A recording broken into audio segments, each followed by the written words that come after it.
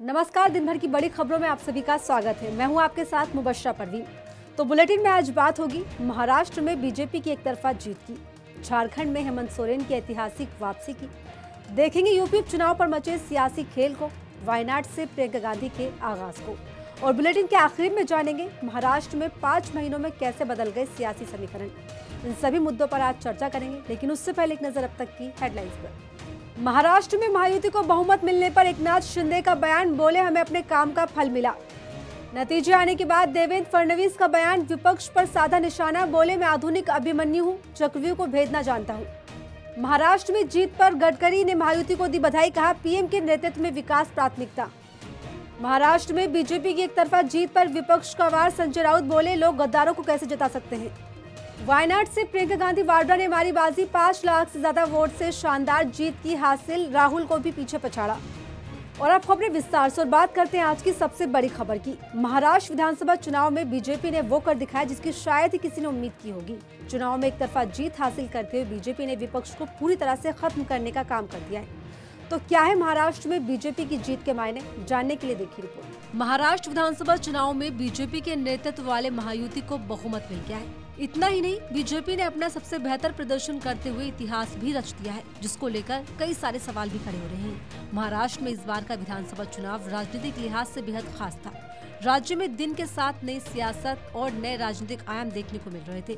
ऐसे में बीजेपी के नेतृत्व वाली महायुति को मिली जीत ने हर किसी को हैरान कर दिया है।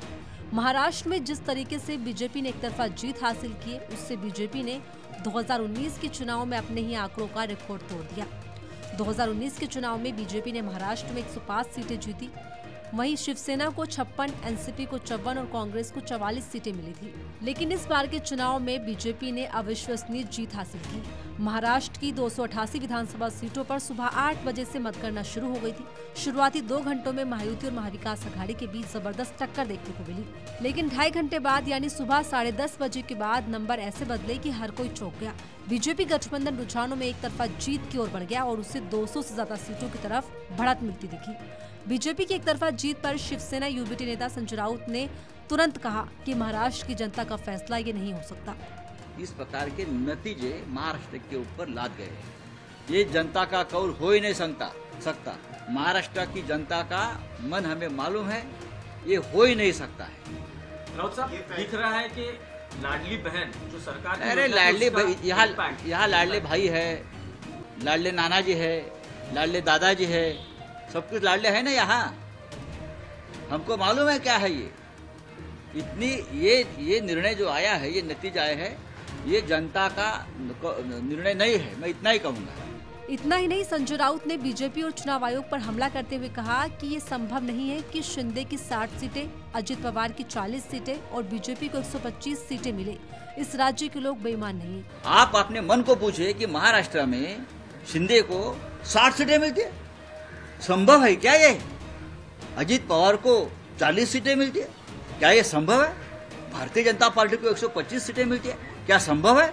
क्या इस राज्य की जनता भी बेईमान है? इस राज्य की जनता बेईमान नहीं है, उसके ऊपर हमारा विश्वास है। बता दें, महायुति गठबंधन में भारतीय जनता पार्टी ने 149 विधानसभा सीटों पर, शिवसेना ने 81 सीटों पर, अजित पवार के नेतृत्व वाली राष्ट्रवादी कांग्रेस पार्टी ने 59 निर्वाचन क्षेत्रों में उम्मीदवार उतारे थे। वहीं विपक्ष के एमवीए गठबंधन में कांग्रेस ने 101 उम्मीदवार, शिवसेना ने 95 और शरद पवार की एनसीपी ने 86 उम्मीदवार खड़े किए थे। वहीं बहुजन समाज पार्टी और एआईएमआईएम जैसी पार्टियों ने भी चुनाव लड़ा, जिसमें बसपा ने 237 उम्मीदवार और एआईएमआईएम ने 17 उम्मीदवार खड़े किए थे। लेकिन इस सब के बावजूद बीजेपी के नेतृत्व वाली महायुति ने महाराष्ट्र में एकतरफा जीत हासिल की, जिसको लेकर विपक्ष सवाल खड़े कर रहा है।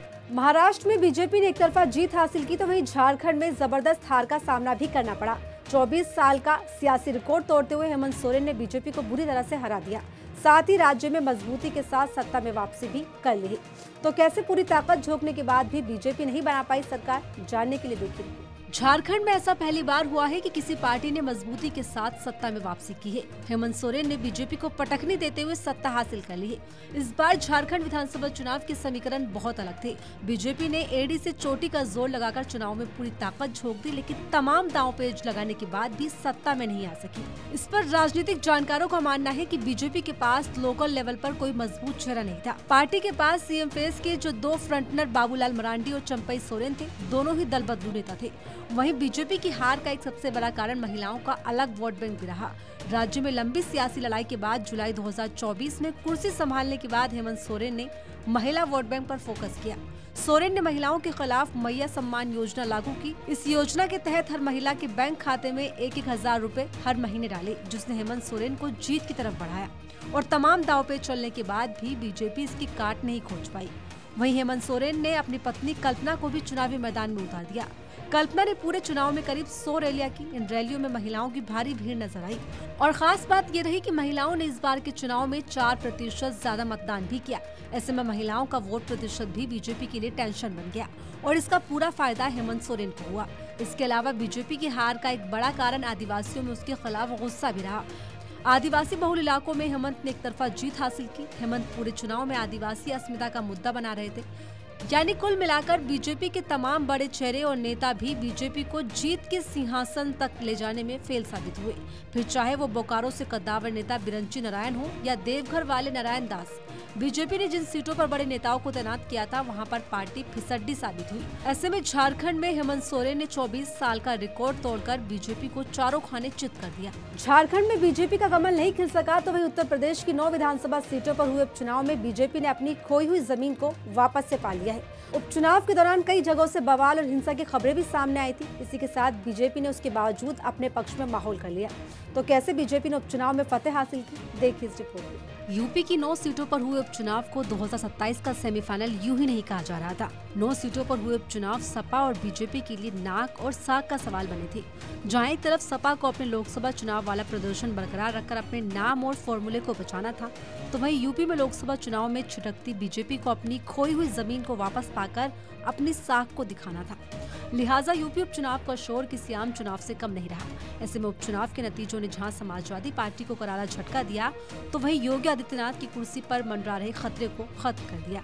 यूपी उपचुनाव में बीजेपी ने जहां 6 सीटों पर जीत हासिल करने में कामयाबी हासिल की, तो वहीं समाजवादी पार्टी 3 सीटों पर ही सिमट कर रह गई। इसको लेकर सपा ने चुनाव आयोग पर बड़ा हमला करते हुए नतीजों में धांधली और बेईमानी का आरोप भी लगाया। फूलपुर में मार्जिन कम होने लगा तो लाठीचार्ज हो गया है। शासन प्रशासन, डीएम, एसपी, कमिश्नर चुनाव लड़ रहे हैं। बूथों पे दरोगा लड़ रहे थे, अब काउंटिंग सेंटर के अंदर कमिश्नर, डीएम, एसपी लड़ रहे हैं। यूपी उपचुनाव के दौरान कई विधानसभा सीटों पर हिंसा और बवाल की तस्वीरें भी देखने को मिली, जिसके बाद विपक्ष ने चुनाव आयोग के साथ यूपी के शासन प्रशासन पर भी सवाल खड़े किए। हालांकि लाठी डंडों से लेकर वोट नहीं डालने के आरोपों और बंदूक की नोक पर चुनाव संपन्न हुए और नतीजा बीजेपी के पक्ष में निकला। यानी यूपी उपचुनाव में बीजेपी का जाति समीकरण और बटोगे तो कटोगे का फॉर्मूला काम कर गया। सीमा मऊ में सपा के नसीम सोलंकी ने भाजपा उम्मीदवार सुरेश को हराया। इधर गाजियाबाद में भाजपा के संजीव शर्मा ने 69,676 वोट से एक तरफा जीत हासिल की। सबसे बड़ा उलटफेर मुरादाबाद की मुस्लिम बहुल कुदर की सीट पर हुआ, जहां 31 साल बाद बीजेपी ने जीत हासिल की। मतगणना के बीच कई जगह बवाल भी देखने को मिला। फूलपुर में मतगणना के बीच मारपीट की खबरें भी निकलकर सामने आई। यानी कुल मिलाकर लोकसभा चुनाव में जिस तरह की फजीहत बीजेपी और योगी को सहनी पड़ी थी, अब उपचुनाव के नतीजों ने उस ट्रोमा से पार्टी को बाहर निकाल दिया, तो वहीं सपा को मुश्किलों में डाल दिया है। यूपी उपचुनाव में सपा अपना जादू चलाने में नाकाम रही, तो वहीं केरल की वायनाड लोकसभा सीट पर हुए उपचुनाव में प्रियंका गांधी का जादू चल गया। पहली बार चुनावी मैदान में उतरी प्रियंका गांधी 3 लाख से ज्यादा वोटों से जीत हासिल करने में कामयाब रही और इसी के साथ उन्होंने अपने राजनीतिक पारी का भी आगाज कर दिया है। केरल के वायनाड सीट से अपने राजनीतिक सफर की शुरुआत करने वाली प्रियंका गांधी को लेकर सबकी निगाहें इस बात पर टिकी थी कि क्या वो अपने भाई राहुल गांधी जैसी बड़ी जीत को दोहरा पाती है। ऐसे में हर किसी की उम्मीदों पर खरी उतरती हुई प्रियंका गांधी ने संसद में अपनी जगह पक्की कर ली है। वायनाड लोकसभा सीट के तहत विधानसभा की 7 सीटें आती हैं। इनमें वायनाड जिले की मंततावड़ी, सुल्तान बथेरी, कलपेट्टा, कोझिकोड जिले की तिरुवंबाडी और मल्लापुरम जिले की नीलाम्बूर, इरानद और वंडूर सीटें शामिल हैं। ये सीट राहुल गांधी के इस्तीफे के बाद खाली हुई थी। अप्रैल मई में हुए लोकसभा चुनाव में रायबरेली सीट से जीत हासिल करने के बाद राहुल गांधी ने वायनाड सीट छोड़ दी थी। इस वजह से खाली हुई इस सीट पर उपचुनाव कराया गया। वायनाड में उपचुनाव में जीत के साथ ही प्रियंका गांधी ने अपने सियासी कदम को भी आगे कर दिया है। बता दें, दक्षिण भारत में केरल की Wayanad Lok Sabha seat high profile seat में से एक मानी जाती है। इस सीट पर प्रियंका गांधी का मुकाबला मार्क्सवादी कम्युनिस्ट पार्टी के नेतृत्व वाले वाम लोकतांत्रिक मोर्चा के सत्यन मुकेरी को और भारतीय जनता पार्टी के नेतृत्व वाले राष्ट्रीय जनतांत्रिक गठबंधन के नव्य हरिद्वार से रहा। मतगणना के शुरुआती दौर से ही प्रियंका गांधी ने बढ़त बनाए रखी। सीपीआई और बीजेपी के उम्मीदवार उनसे पीछे रहे। ऐसे में कांग्रेस की पारंपरिक सीट से जीत हासिल करके प्रियंका गांधी ने अपना राजनीतिक सफर शुरू कर दिया है। इस जीत के बाद संसद में गांधी परिवार के 3 सदस्य एक साथ दिखाई देंगे। महाराष्ट्र और झारखंड विधानसभा चुनाव के साथ देश के 15 राज्यों की 48 विधानसभा सीटों के साथ साथ 2 लोकसभा सीटों पर भी उपचुनाव के नतीजे लगभग सामने आ चुके हैं। लेकिन इसमें सबसे ज्यादा चर्चा महाराष्ट्र के नतीजों की है। इन नतीजों ने न सिर्फ लोकतांत्रिक व्यवस्था पर गहरी छाप छोड़ने का काम किया है, बल्कि ये सवाल भी उठाए हैं कि आखिर ऐसा क्या हुआ जिससे हवा का रुख बीजेपी की तरफ एक पक्ष में हो गया। क्या है पूरा मामला, जानने के लिए देखिए रिपोर्ट। इसी साल हुए लोकसभा चुनाव में महाराष्ट्र में महाविकास अघाड़ी को बढ़त मिली थी। उससे लग रहा था कि विधानसभा चुनाव में भी उसे जीत मिल सकती है, लेकिन हरियाणा ने इस ट्रेंड को पहले ही गलत साबित कर दिया था और अब महाराष्ट्र में भी ऐसी ही तस्वीर देखने को मिली। महाराष्ट्र में बीजेपी के नेतृत्व वाले महायुति राज्य की 288 सीटों में से 200 से ज्यादा सीटों पर जीत हासिल करने में कामयाब रही और इन सब में सबसे चौंकाने वाली बात ये रही कि बीजेपी ने 149 सीटों पर चुनाव लड़ा था, जिसमें से 125 से ज्यादा सीटों पर वो आगे रही। और ये सब उस वक्त हुआ जब 5 महीने पहले हुए लोकसभा चुनाव में बीजेपी को राज्य में बड़ा झटका लगा था। महाराष्ट्र में लोकसभा की 48 सीटें हैं, जिसमें कांग्रेस के नेतृत्व वाले महाविकास अघाड़ी ने 30 सीटों पर जीत हासिल की थी। वहीं बीजेपी के नेतृत्व वाले महायुति गठबंधन को 18 सीटें मिली थी।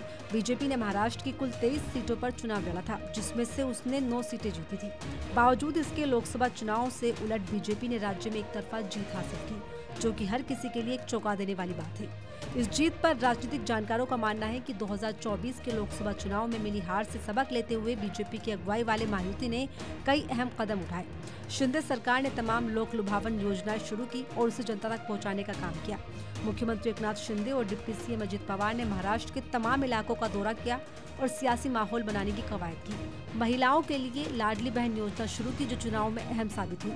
इसके अलावा बीजेपी के लिए उसके बिगड़े हुए सियासी समीकरण को दुरुस्त करने का दाव कारगर साबित रहा। ऐसे ही कई अहम कारण रहे जो महाराष्ट्र चुनाव में बीजेपी, शिंदे और अजित पवार के लिए सियासी संजीवनी साबित हुए और बीजेपी राज्य में सबसे बड़ा दल बनकर उभरी है। और अब इस बात की भी चर्चा शुरू हो गई है कि मुख्यमंत्री भी उसी का हो सकता है। बाकी आगे क्या कुछ होगा, विपक्ष इस जीत पर क्या कदम उठाता है, ये देखना दिलचस्प होगा। और फिलहाल इस बुलेटिन में मेरे साथ इतना ही। ऐसे तमाम खबरों के लिए बने रहिए मेरे साथ और देखते रहिए आर्टिकल 19 इंडिया।